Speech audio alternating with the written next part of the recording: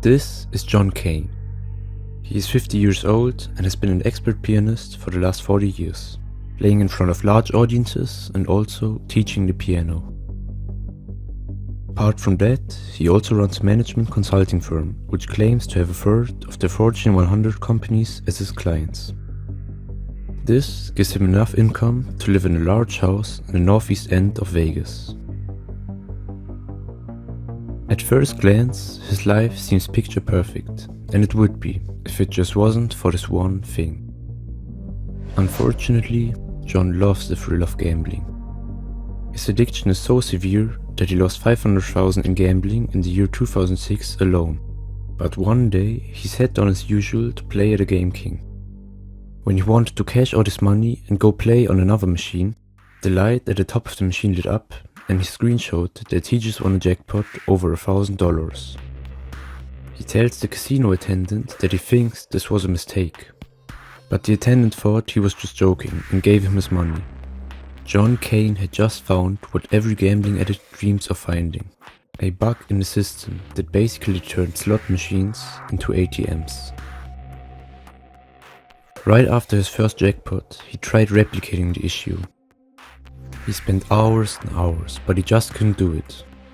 He decided to call an old friend. Andre Nestor was John's old gambling friend. They met through a chat room years ago and share the same addiction. Andre, who's 13 years younger than John, works for a bank, answering phones during the day and gambling a small paycheck at night. After losing $20,000 a year for 6 consecutive years, he decided to leave Kane in Vegas and moved back to Swissvale, Pennsylvania in the year 2007. When John called him, he was right in the middle of his recovery from his gambling addiction. Nonetheless, when he picked up the phone and John told him about the malfunction he had just found and that he might be able to replicate it, he was immediately interested and booked the next flight to Vegas. After John picked Andre up from the airport, they went straight to the Fremont Casino and tried to replicate the bug. They tried several betting strategies, different games, a combination of button pushing and different betting levels. Every now and then they were able to trigger the bug, but it wasn't consistent. After hours of trial and error, they figured out the exact sequence that led to an extra large payout. John and Andre were playing a game called video poker. Video poker is a popular game in the casino which works in the following way. There is a fixed list of how much what hand is going to pay you. The player gets 5 cards. His goal is to get the best hand possible. You are given the chance to change some or all of your cards once. You are then paid or not paid based on your hand. Before each hand, you determine how much you are willing to bet per credit from 1 cent to 50 cents. John and Andre used this feature to their advantage, as the bug enabled them to retroactively change the betting amount whenever they got a winning hand. This meant that they could play for hours losing tiny amounts of money, and when they won just one time, they won big. So after winning a few jackpots that night, they went out for a celebratory dinner. They set up a plan to visit different casinos in town to not raise any suspicion, as they definitely would if they kept on winning at the same one. So after trying out the bug one more day at the Fremont Casino, the two headed out and tried different casinos in Las Vegas. But to their surprise, the bug would not work in any other casino. Frustrated and disappointed, Andre decided to fly back to Pennsylvania with just $8,000 in profit, while he managed to lose another $700 gambling at the airport video poker machines. John went back to the Fremont and kept exploiting the glitch. As he kept winning, the slot manager noticed the Game King video poker machines were all losing a lot of money for the casino. They went from winning around $14,500 per month to losing about $75,000 a month as they climbed up in the casino's list of underperforming games. He told John that they were disabling the double up feature, which allows players to double their winnings or lose everything, as he knew that John was using this feature every time he could, and thought it must have something to do with his unbelievable run of luck. And to John's surprise, he indeed could not replicate the bug the next day. He was shocked and immediately called Andre. The two figured out that the double up option was the key in order for the bug to work. What seemed to be bad news at first turned into being the missing explanation to why the bug didn't work at other casinos. So with this new information in mind, John and Andre, who flew back to Vegas again, went to a new casino and asked the attendant to turn on the double up feature on the machines. After winning $500 with 4 of a kind, Andre tapped the magic sequence, and there it was. His $500 jackpot turned into a $10,000 jackpot. They realized there were no limits no more. Now that they could go to any casino with the Game King they wanted and keep on winning. While experimenting with the bug, they found an even better version of it.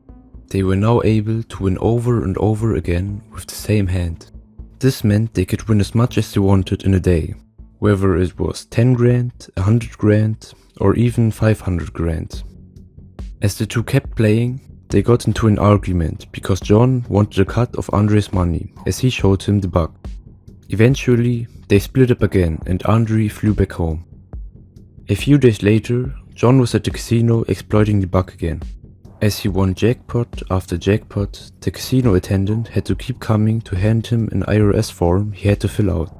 However, as he won his 8th jackpot, the attendant did not come right away. John got nervous. He felt that something was off. Suddenly, a team of security arrives and escorts him away from the video poker machines. Later, he was taken to the Clark County Detention Center and spent the night in jail. When he was released the next day, he immediately called Andre and told him to stay away from the casinos as they knew about the bug. However, Andre ignored John's warning and kept on playing as he thought that was just a trick from John to prevent Andre from using the bug.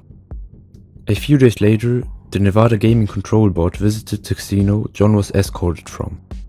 After a few days of experimenting, they were finally able to replicate the bug and immediately informed IGT, the producer of the game. At 1:30 p.m. on October 6, 2009, the state and local police stormed in Andre Nestor's home. Andre, handcuffed to a chair, had to watch the police ransack his entire home. The two were now charged with federal offenses. As FBI agents walked Andre to the car, he gave an interview for a local news channel. I'm being arrested federally now for winning on a slot machine. Let everybody see the surveillance tapes. I pressed buttons on the machine on the casino. That's all I did. This is what they do to people. They put a machine on the floor, and if it has programming that doesn't take your money and you win on their machine, they will throw you in jail. It's not right, and I think the people really need to hear everything that I said today. Later, they were charged with conspiracy and violations against the Computer Fraud and Abuse Act of 1986, a law that was initially enacted to punish hackers that hack computers related to national defense or banking. Because of the fact that this law did not really fit in this case, and in the end all they did was to push some button sequence, the prosecutors knew they had a weak hand. As the trial date came closer, they tried to trick the two with the prisoner's dilemma.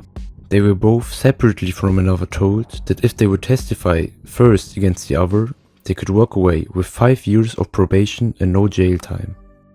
They both had the choice of either betraying the other and being free, or potentially be betrayed first. However, they both refused the offer, and a few months later, the charges were dropped. Andre's money was seized and returned back to the casinos. He owes the IRS $239,000 from his winnings, money which he now doesn't have anymore. To this day, it is unknown what happened to John's money, as there was no court evidence indicating that the money was ever returned.